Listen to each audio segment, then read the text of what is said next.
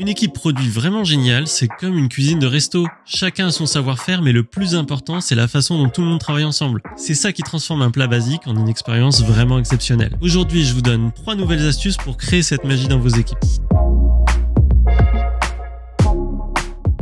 Hello, moi c'est David Cos et ma mission c'est de faire de vous le chef étoilé de la tech et du produit. On continue notre super série sur l'aventure d'une équipe produit en parcourant ce magnifique schéma, que vous pouvez bien sûr télécharger quand vous voulez. La dernière fois on a parlé des choix techniques. Imaginez ça comme un restaurant. Avant de proposer un menu, il faut s'assurer que nos chefs savent préparer les plats. Pour ça je vous donne quelques trucs, mais comme d'habitude c'est pas pour vous donner une recette à suivre à la lettre, c'est plutôt pour vous inspirer. Profitez de l'espace commentaire si vous pensez que je dis des conneries ou que j'oublie des choses importantes, c'est là pour ça. Allez on commence. Bon, comme dans un bon restaurant, on commence par faire l'inventaire. Qui sait faire quoi dans la cuisine? Pour vous aider à ça, il y a un outil super pratique, c'est la matrice de compétences, qui fait partie des pratiques du management 3.0. En gros, c'est un tableau où on va faire 3 choses super importantes. D'abord, on va faire l'inventaire de ce que chacun sait faire. C'est comme faire l'inventaire d'une cuisine. Vous regardez tout ce que vous avez à disposition comme ustensiles et comme ingrédients. Après, on fait le point sur nos forces et nos faiblesses. C'est hyper important pour ça d'avoir instauré un climat de confiance pour que tout le monde soit à l'aise de partager les choses honnêtement et sans se mentir.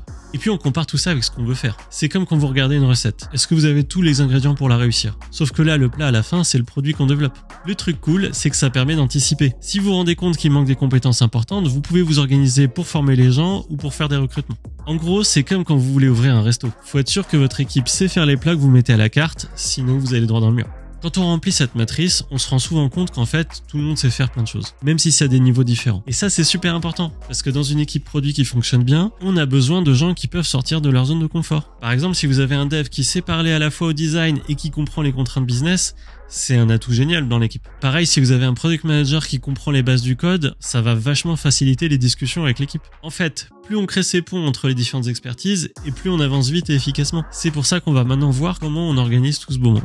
On a maintenant une bonne idée des talents de chacun. La prochaine étape, c'est de faire travailler tout le monde ensemble. Et évidemment, en évitant de créer des barrières entre les gens. Pour ça, j'ai un super outil à vous présenter, c'est le Give and Take. C'est tout simple. On organise un atelier de 2 heures où chaque personne dit 2 choses en gros. Ce qu'elle peut apporter à l'équipe et ce dont elle a besoin des autres. Et vous savez quoi? C'est incroyable de voir toutes les collaborations qui peuvent naître de ça. Je vous mets dans la description un lien vers un guide détaillé pour animer ça. Mais en gros, on commence par réfléchir chacun de son côté, on partage et on discute tous ensemble et après, naturellement, l'équipe trouve son organisation. Je vais vous dire pourquoi je kiffe tellement cette méthode. En fait, c'est un peu comme en cuisine. Au lieu d'avoir des rôles ultra rigides, genre toi tu fais ça, toi tu fais ça, qui serait une ambiance un peu rassie, on crée en fait une ambiance où tout le monde peut montrer ce qu'il sait faire tout en donnant un coup de main aux autres. Et franchement, ça change tout. C'est un exercice que je vous conseille de refaire régulièrement, surtout quand il y a des changements dans l'équipe. Pour finir, je vais vous parler du Team Canvas. C'est un super outil, un peu comme une grande carte qui grandit avec l'équipe. On peut la mettre à jour quand on veut, surtout quand on a des nouveaux arrivants dans l'équipe. Le truc cool, c'est que ça relie tout ce qu'on vient de voir.